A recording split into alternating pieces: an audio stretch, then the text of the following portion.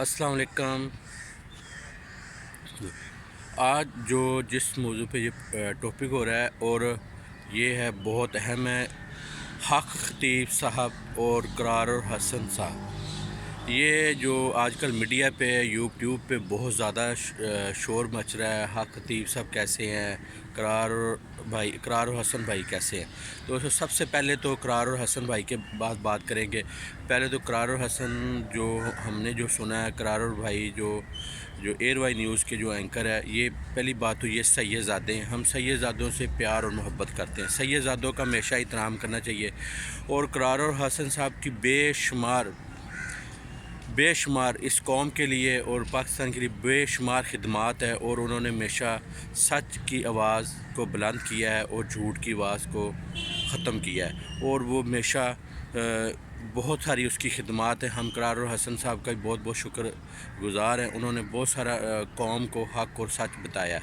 تو دوسری جو حق خطیب صاحب ہیں، جو قرار حسن صاحب کے ساتھ انہوں کے جو پیار والی لاڈیاں ہوئی ہیں حق خطیب صاحب کے بارے میں یہ بات کریں گے۔ حق خطیب صاحب، میرے پاس ایک بہت بڑے ایک نعت خواں ہیں، وہ میرے پاس تشریف لائے ہیں، تو انہوں سے بات ہوئی تو انہوں نے بتایا، میں نے انہوں سے پوچھا، حق خطیب صاحب یہ کیسے آدمی ہیں، کیا یہ پھوکا دم شم کرتے ہیں، کل چھل نکالتے ہیں، یہ کیا چیز چکر ہے؟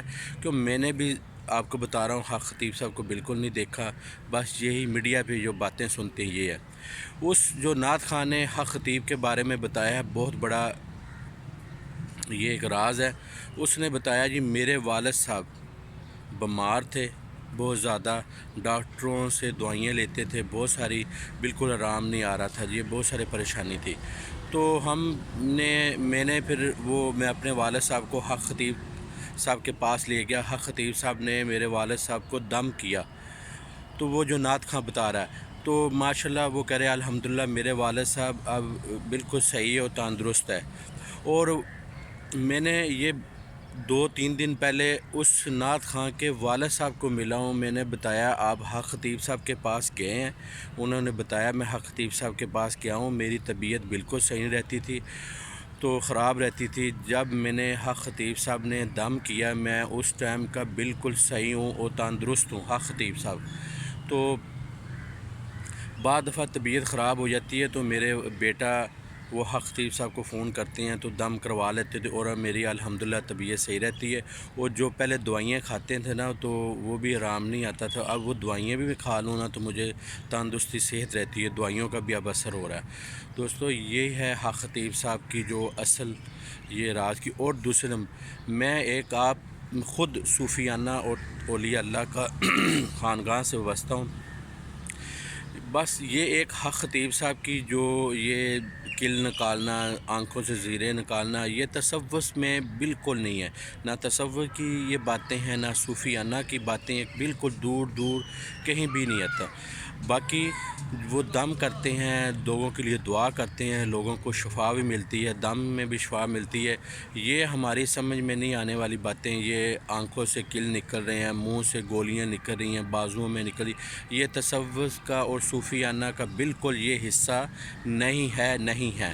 باقی حق خطیب صاحب یہ بہتر جانتے ہیں، میرے پاس یہ ایسا کوئی راز ہے، کوئی ایسا دم ہے، ایسے کوئی جنات ہے، ٹھیک ہے، وہ یہ عمل کریں، ہم نہیں کہتے ہیں یہ عمل نہ کریں، وہ کریں، لوگوں کے بالکل سامنے نہ کریں، کیمرے کے سامنے بالکل نہ کریں، ایک اپنے کمرے میں یا اپنے ایک کریں، لوگوں کو فیض دینا چاہیے، لوگوں کے مسائل حل کرنا چاہیے، لوگوں کو بیماریوں سے نکالنا چاہیے۔ یہ کیمرے سے دور، کیمرے کو بند کر کے کیمرے کے آگے یہ بالکل کام نہ کریں۔ یہ جو حق خطیب صاحب کی ان چیزوں کو دیکھ کے جو صوفیانہ یا حق خطیب کا جو آستانہ ہے، ان لوگوں پہ انگلی اٹھتی ہے، تو انہوں کو انگلی اٹھنے کا جواب ہی نہ دے۔ میں حق خطیب صاحب کو انشاءاللہ کبھی زندگی ہوگی تو انشاءاللہ ملاقات کریں گے۔ باقی حق خطیب صاحب کو بس یہ اس چیز کا یہ ہے، کبھی بھی اس کا جو چیزیں راز والی ہیں وہ بالکل نہ بتائیں، تو انہوں سے گریز کریں۔ جو شریعت سے شریعت کے خلاف ہے وہ کام بالکل نہ کریں۔ اوکے دوستو، خدا حافظ۔